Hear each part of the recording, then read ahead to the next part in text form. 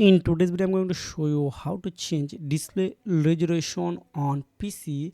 So you can see currently I use Windows 10.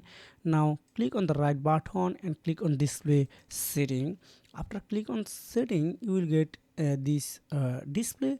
Now you need to click on display resolution and you can change it anything, and 1280 into 80 and 1200 48 into 11 and 52, etc, etc. You can change it easily. Your purpose I into this one.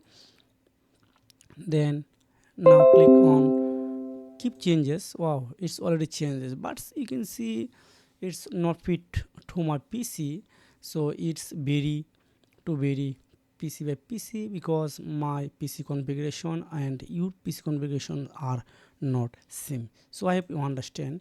So this is the method how you can change display resolution on PC. So if you found this video helpful, for make sure like and subscribe the channel so you can take care. Goodbye.